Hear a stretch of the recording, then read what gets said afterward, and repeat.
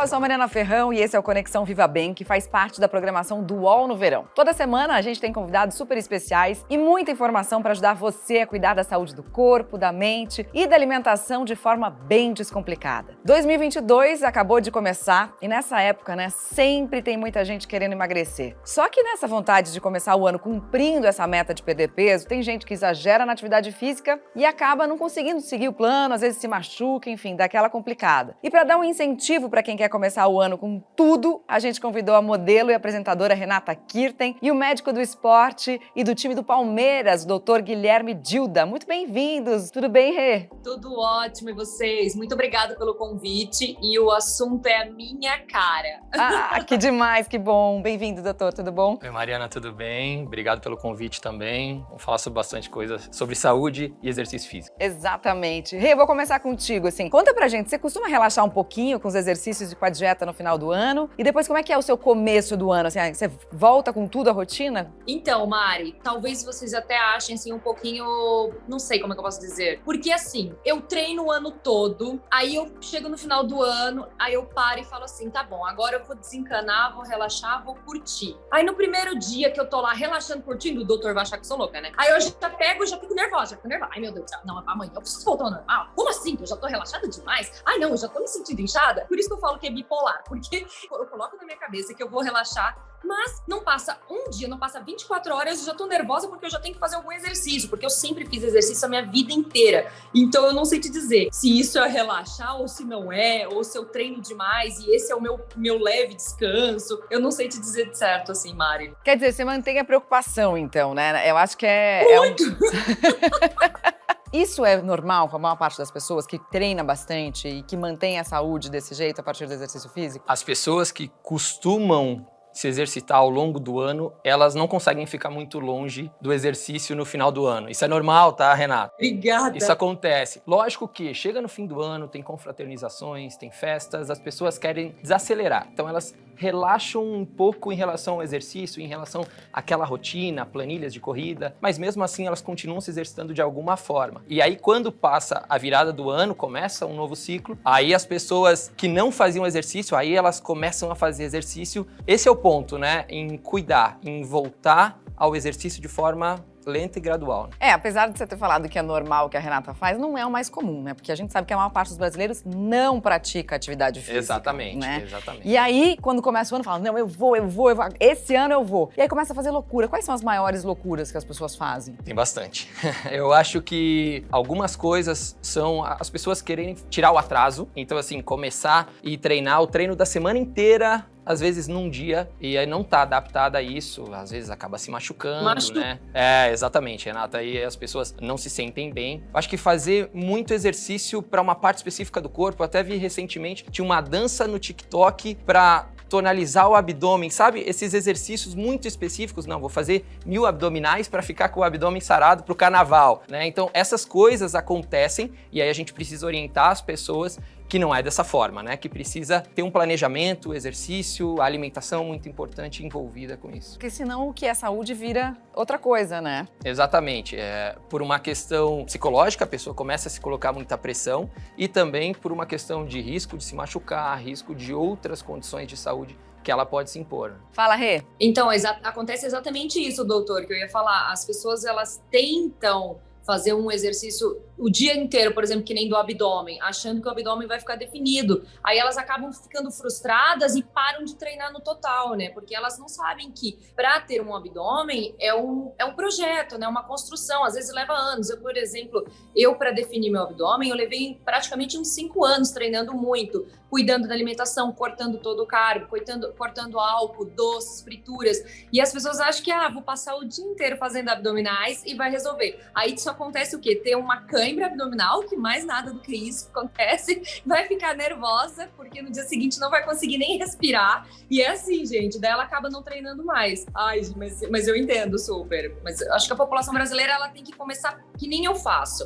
Eu comecei fazendo todos os dias 30 minutinhos. Eu acho que é isso. Daí você cria esse hábito na vida e você sente falta quando não faz. Até porque é muito legal isso que a Rita tá falando, né? 30 minutos por dia já é considerada atividade física pela Organização Mundial de Saúde. Você já saiu do sedentarismo, né? Com 30 minutinhos por dia, até menos, né? 5 vezes por semana. Até menos, exatamente. O que a gente calcula é em torno de 150 minutos por semana de exercício moderado ou 90 minutos por semana de exercício intenso. Lógico que quem não faz nenhum exercício, começar a fazer intenso é o que a gente falou, aumenta o risco para algumas condições. Mas começar moderado, 30 minutos de segunda a sexta, 150 minutos, e aí já está alcançando a quantidade de tempo para obter benefícios de saúde. Então é exatamente o que a Renata falou. Às vezes a gente faz um planejamento de 3 vezes por semana, se a pessoa ainda está tentando entrar no ritmo, para ela não se impor uma condição diária que às vezes ela não consegue cumprir e se frustra. Então a gente coloca 3 vezes por semana, por algum tempo, ela consegue alcançar aquilo e aí a gente vai aumentando. Agora, tem gente que faz aquelas loucuras, assim, né? E eu queria saber se isso é mito ou verdade. Por exemplo, malhar de roupa escura emagrece mais. Malhar amarrando uma blusa de plástico, assim, ou algum plástico para suar mais, também faz emagrecer mais? Isso acontece bastante, né? É até uma forma que a gente vê atletas de luta que precisam bater um peso, perdendo peso dessa forma. O que acontece, na verdade, né? A roupa escura ou o plástico, na verdade, eles dificultam a perda de calor pelo corpo. Então, a pessoa esquenta mais o seu corpo, a temperatura corporal sobe e ela perde mais água, ela sua mais, né? Isso, de certa forma, se a gente for pensar em termos absolutos na balança, realmente pode cair um pouco o peso. O grande problema é, o peso que cai é água, é suor, a pessoa desidrata. Então, assim, logo depois, quando ela for reidratar, quando ela for tomar água, ela volta a ganhar esse peso. Então não é uma medida eficaz para perder peso de uma forma saudável e consistente. Não, e desidratar no verão é muito arriscado, né? Exatamente. Aumentar a temperatura corporal pode levar a algo que a gente chama tecnicamente de hipertermia. E isso pode colocar o corpo em risco, né? A pessoa pode até perder a consciência, desmaiar. É algo que não deve ser feito para as pessoas com uma forma de perder peso. Ô Rei, eu acho que você na sua trajetória já passou muito por esses ambientes onde ocorria várias dessas loucuras para perder peso, numa época em que a gente era muito menos consciente, né? Até de que o emagrecimento tem que ser feito com saúde, né? É verdade. E é até engraçado essa questão de desidratar, que muitos lutadores de jiu-jitsu fazem isso, né? Porque eu faço jiu-jitsu também, boxe, muay thai. É tudo meio psicológico, porque quando você bebe água, você repõe tudo novamente. E é muito louco para as mulheres quando elas fazem isso. Às vezes tem meninas que, na época, né, alguns anos atrás, elas faziam isso para época de desfile. E faz muito mal você desidratar seu corpo. Por quê? Porque pra mulher tem muita queda de cabelo. Tu sabia disso, Mari? O cabelo cai muito mal. E eu já vi vários modelos fazendo, tipo, vou ficar o dia inteiro sem tomar água porque vai ter um desfile de biquíni, só pra não ficar com aquela barriguinha, sabe, inchadinha de água. É uma coisa tão boba que depois, com o primeiro gole que você toma, já volta tudo normal. Então, é meio que, sei lá, uma ilusão. É, uma ilusão que pode fazer muito mal pra saúde, pode provocar desmaio, né? Enfim, a gente tem que tomar bastante cuidado com isso. Agora, Rei, conta uma coisa pra gente. Seus hábitos alimentares na pandemia mudaram? Porque o de muita gente mudou, né? Mudou bastante. Eu vou até te contar, porque no começo eu fiquei com bastante medo, ansiosa, assim, eu fiz várias compras, falei, ai meu Deus, a gente não vai poder sair de casa. E aí eu comprei muitas verduras, legumes, e eu tenho um problema, que eu sou viciada em bolachinhas, eu adoro bolachinha com café com leite à tarde, gente. Isso é uma coisa assim que eu não consigo tirar. Qualquer nutricionista vai pedir pra tirar, eu não consigo, eu mando tirar tudo menos isso. E aí eu comi muita bolachinha no começo, daí eu comecei a perceber que eu assim, nossa, meu intestino não tá funcionando direito, porque sabe quando você mexe já na sua dieta? Aí eu comecei a cortar a bolachinha e trocar por alguma frutinha, ou até mesmo cenourinha picada, pepino picado durante o dia, e comecei a malhar mais dentro de casa. Menina, eu vou te falar que na pandemia foi a época que eu mais fiquei sarada. Eu tinha o dia todo pra malhar, eu falava, vou fazer um treino agora, e treinava. Vou fazer um treino daqui a pouco, treinava. Eu não tinha mais o que fazer, né? Treinei. Não, e acho que esses treinos em casa ajudaram muita gente, né? Quem gosta de atividade física conseguiu continuar treinando. O problema é quem não gostava, que daí ficou ainda mais desanimado. Não, vou ter que malhar na frente da tela, não dá, né? Eu acho que a gente pode dividir a população em 2 grupos, né? O grupo que se beneficiou de ficar em casa, porque conseguiu controlar melhor a alimentação, você começa a controlar tudo que entra dentro da sua casa, e aí é o que você vai comer, e você consegue fazer o exercício dentro de casa, por ter uma estrutura, por ter uma orientação à distância, algo assim. E tem as pessoas que, dentro de casa, ficaram mais ansiosas, compraram mais alimentos né, não tão saudáveis, e aí ganharam peso com isso e já não praticavam exercício. Então, dentro de casa não se viram motivadas. E aí diminuíram o nível de exercício físico. Que bom que a Renata estava no grupo que conseguiu manter e ficar melhor. Agora, pegando esse grupo de pessoas que se descontrolaram um pouco na alimentação e até na bebida, porque a gente sabe que muita gente também se descontrolou na bebida, depois tem gente que quer compensar isso tudo com atividade física. Vale? A atividade física é um bom meio para conseguir retomar a condição anterior. Realmente, muita gente, o nível de consumo de álcool durante a pandemia aumentou bastante, principalmente nas primeiras semanas. As pessoas não sabiam exatamente o que ia acontecer. Quem sabe vai ser um mês dentro de casa, então vou aproveitar para beber, para relaxar, mas o problema é que isso foi se mantendo, e aí quando as pessoas olharam para trás, elas viram, opa, passei do ponto, preciso voltar. E aí elas começam a praticar o exercício físico, e vale a pena, com certeza, para alcançar bons níveis de saúde. A grande questão é como fazer isso, com uma orientação adequada, com planejamento, com pequenas metas ao longo do tempo, para saber qual é a velocidade, qual é o ritmo que deve ser praticado esse exercício e não passar do ponto.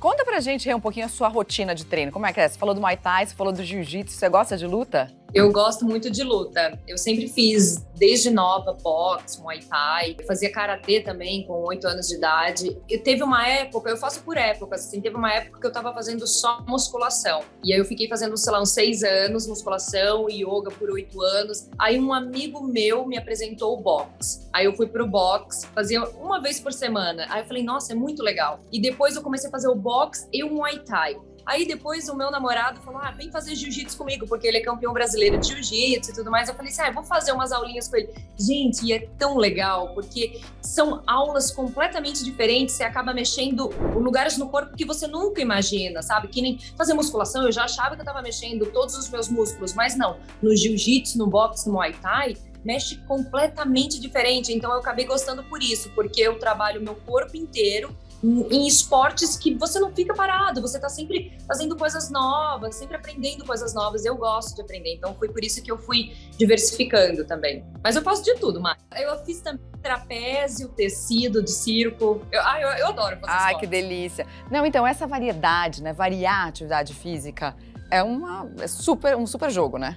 Eu acho que a Renata falou 2 pontos aí que eu achei bastante interessante. Um foi essa questão de variar os estímulos. E quando a gente pega os princípios do treinamento, um deles é a variabilidade. Então, assim, mudar os estímulos é importante para você continuar melhorando a sua condição física, né? Como a Renata falou, ela achava que depois de 6 anos fazendo musculação, ela já trabalhava todos os músculos. De repente, ela vai fazer um outro estímulo e ela começa a falar, opa, tô trabalhando músculo que eu nem sabia que eu tinha, talvez, né? E um segundo ponto é a questão do namorado ter chamado ela para fazer, né, o Gil. Porque isso é muito legal para a pessoa que tá começando o exercício, ela ter uma companhia.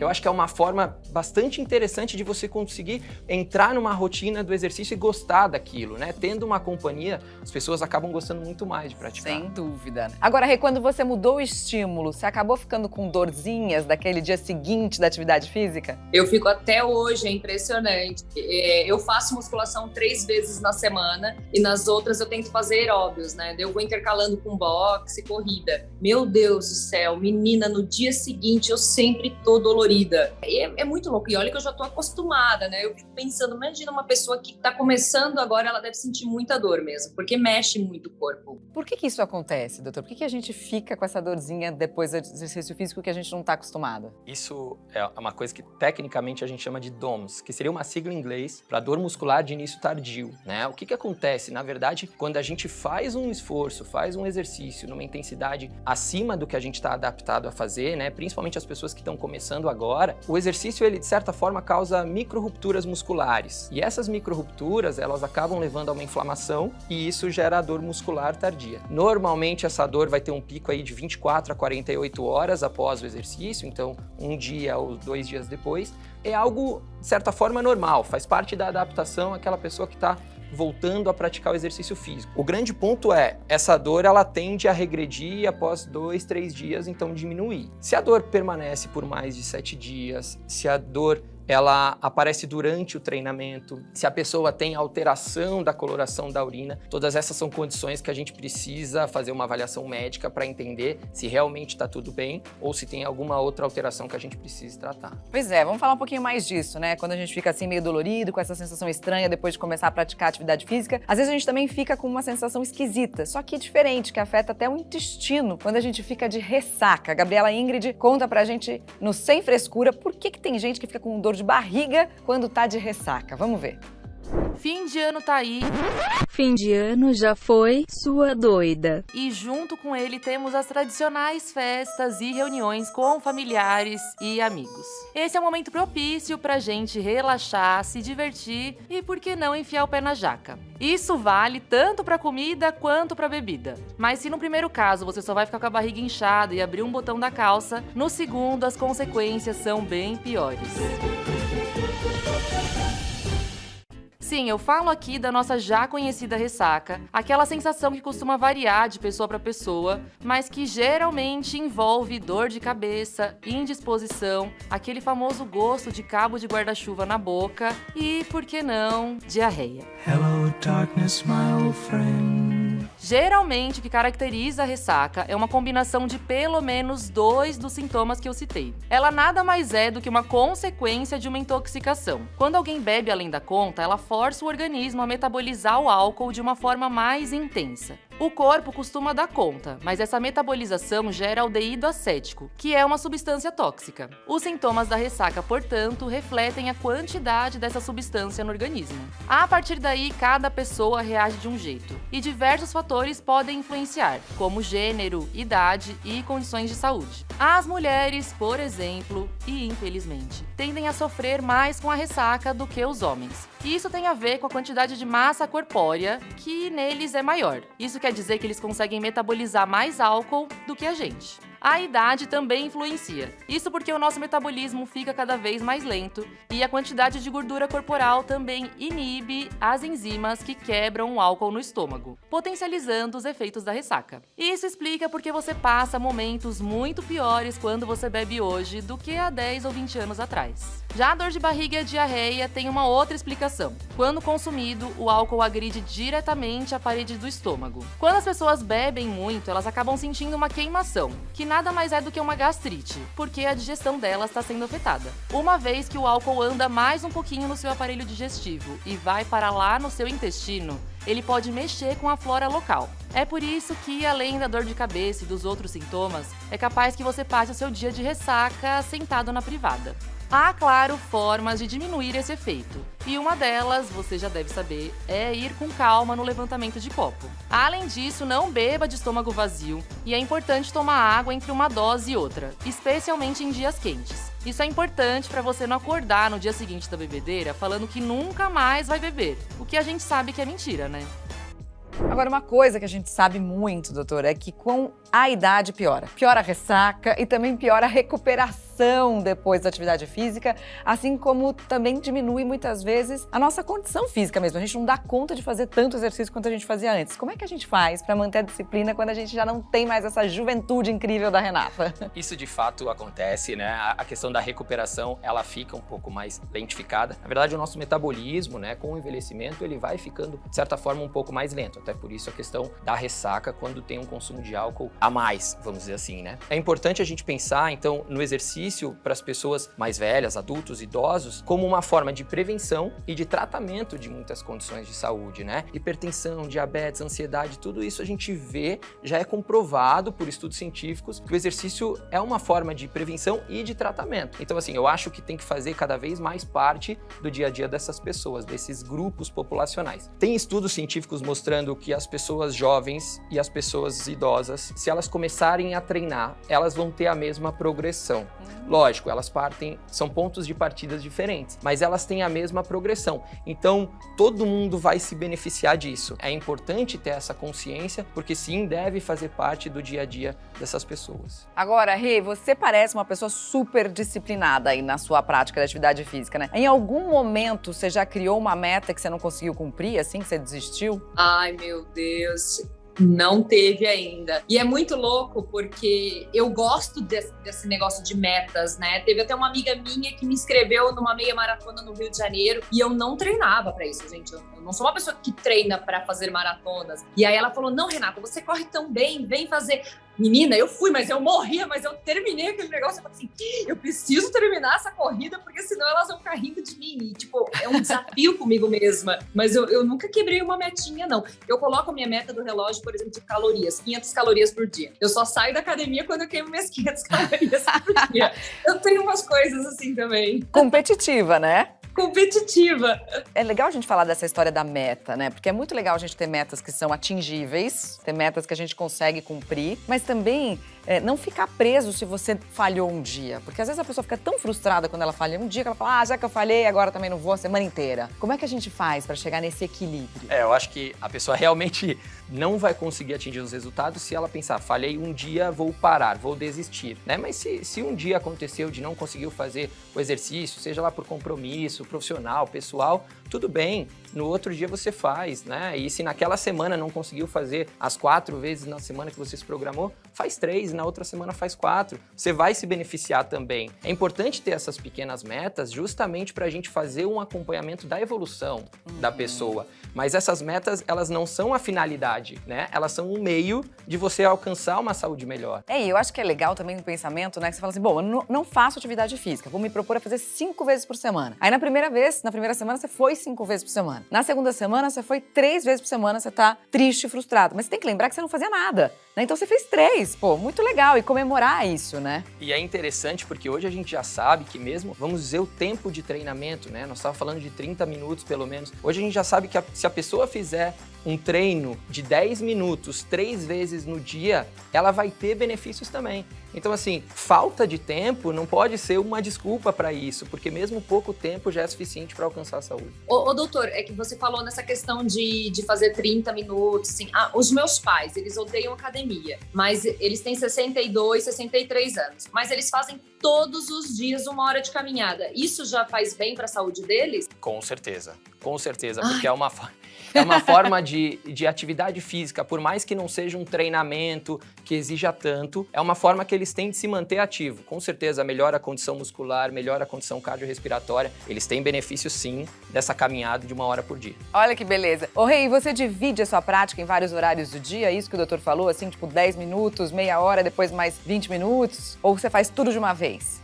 Depende. Quando eu tô com o meu dia bem livre, eu gosto de fazer tudo e já eliminar isso na parte da manhã. Eu acordo 5h30 sempre, 5h50, e aí eu já faço isso logo cedinho. Hoje, por exemplo, que eu tive fotos e agora eu tô gravando aqui, eu fiz um transporte hoje cedo só, e hoje à tarde eu não vou fazer nada, mas quando eu tô com o dia livre, linda, maravilhosa, gente, eu faço meu aeróbico de manhã, minha musculação à tarde, às vezes no final do dia, eu faço assim meia hora aqui, meia hora ali, porque eu acho gostoso também, eu dou uma descansada, passo mais um pouquinho, que é bom, que daí eu ocupo o dia inteiro. Não, e a atividade física também é uma pausa importante pra cabeça, né? Porque é um momento de relaxar também, né? Você para um pouco de pensar no que você tá fazendo, nas tarefas que você tem que fazer no dia a dia, né? Isso, ser executado de uma forma saudável, né? Tem pessoas que se cobram muito com o exercício físico e aí isso pode jogar um pouco contra. Mas a grande maioria das vezes isso traz um relaxamento, você se concentra naquilo que tá fazendo e você esquece outros problemas. Depois, quando vai voltar, né? Eu costumo dizer que para as pessoas do consultório que ficam muito preocupadas com o trabalho, quando elas conseguem treinar, depois elas vão voltar a trabalhar, elas voltam com a cabeça mais fresca, elas conseguem resolver suas coisas de uma forma mais fácil. Sem dúvida, tem mais ideia, oxigena, né, as ideias, como a gente fala.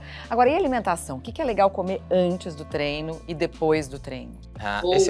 Esse é um ponto legal também, assim. Depende muito do horário que a pessoa está treinando, mas o que a gente pode colocar como uma regra geral, tá? Antes do treino, a gente costuma dizer para comer alguma fonte de carboidrato. Por quê? Porque normalmente treinos de alta intensidade a gente usa mais carboidrato. Então é uma forma de a gente conseguir aumentar estoques de energia e render bem no treino. Pós-treino, a gente fala o carboidrato para repor o estoque de energia e a proteína para ajudar na recuperação e no crescimento muscular, né? Para melhorar a composição muscular. Mas lógico, tem aquelas pessoas que gostam de treinar de manhã em jejum, por exemplo. Se a pessoa está bem adaptada, eu acho que a gente tem que pensar no que se alimentar pré-treino na forma como vai render melhor naquela sessão de treino. Então, se a pessoa se sente melhor sem comer, porque fica com o estômago vazio, sente que rende melhor o treino, não tem problema. O problema são aquelas pessoas que vão treinar sem se alimentar e aí passam mal, ou comem demais antes do treino e aí ficam com o estômago cheio e não conseguem render no treino. Agora, treinar em jejum emagrece mais? Não emagrece mais. Na verdade, é uma estratégia que você pode usar para render bem no treino. Agora, emagrecer mais não acontece. O que pode acontecer em termos relativos é você aumentar o gasto de gordura durante o treino, tá? Isso realmente pode acontecer, mas isso em valores relativos. Em valores absolutos, isso é insignificante. Então, como forma de emagrecer, eu não acho que seja a melhor estratégia. Agora, se você se sente melhor treinando assim, não vejo problema. Ô Rê, e você, pelo seu estilo, eu acho que você já deve ter convencido muitas pessoas a começarem a se mexer, né? Você já conseguiu levar a gente, assim, que é aquelas que nunca pensaram em fazer atividade física pra começar a fazer? Conta pra gente se isso já aconteceu e como é que você fez isso. Já, olha só, na pandemia eu comecei a postar os treininhos que eu tava fazendo em casa, eu fazia os vídeos, postava, assim, a galera tava gostando. E aí eu praticava muito yoga. Todos os dias eu tava praticando yoga, meditando. E o que eu fiz, Mari? Fiz live todos os dias durante 1 mês e meio para quem quisesse assistir, eu e minha professora, com aulas de yoga. Então acabou que, tipo, entrava assim 2.000 pessoas para assistirem aquela 1 hora de yoga. Então isso acaba, tipo, trazendo, né? E foi um estímulo que eu criei no meu dia a dia ali. As pessoas estavam adorando. Hoje em dia elas pedem para eu postar meus treinos no meu Instagram e elas vão lá, fazem um pouquinho daqui, um pouquinho dali. Eu acho isso bem bacana. Eu acho gostoso isso. Por mais que elas não vão fazer o meu treino, que o meu treino às vezes é um pouco pesado, elas vão fazer algumas coisinhas que estão dentro do meu treino. E isso já é um legal, né? Você motivar alguém. Eu acho isso muito bom. É legal porque a Renata motiva eles e eles também motivam a Renata, né? Porque como eles estão lá te esperando, tu vai lá e faz o exercício também, né? Isso, exatamente. Foi bem isso que aconteceu. Um acaba puxando o outro, né? E também tem uma questão de, tipo assim, minhas amigas me ligam, eu ligo pras minhas amigas, a gente sempre acaba uma incentivando a outra. Isso é muito gostoso. Não, é uma delícia, né? Vai formando esse vínculo através do movimento, né? Que eu acho que é muito bacana. Dá uma última dica pra gente, pra quem quer realmente começar em 2022 a se mexer. Legal. A primeira coisa é entender a sua condição de saúde, sua condição física. Então eu acho que esse é um primeiro ponto, saber que se tem alguma doença, algo que pode colocar em risco, primeiro conversar com o seu médico, com um profissional de saúde que possa orientar e começar devagar para aquelas pessoas que ainda não fazem exercício. Vai devagar, vai 2, 3 vezes por semana, primeiro para conseguir criar uma rotina de exercício e aí depois vai aumentando. Eu acho que colocar pequenas metas, pequenos objetivos é importante também e ter esse vínculo social, essa rede de apoio que consiga te motivar a continuar, a persistir fazendo exercício físico. Muito legal. Você quer dar mais uma dica também, Rê? Quer palavras finais? Ai, meu Deus, que pressão, meu Deus!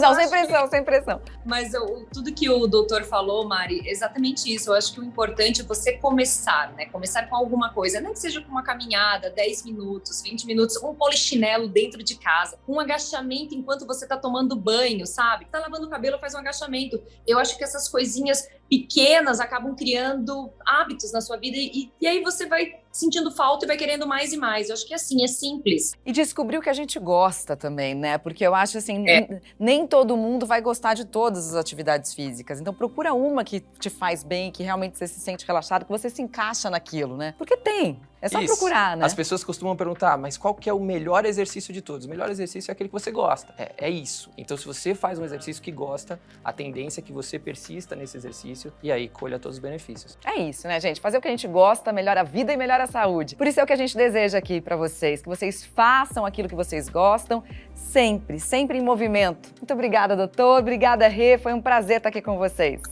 Obrigado, Mariana. Beijo, obrigada. Beijo e até a próxima.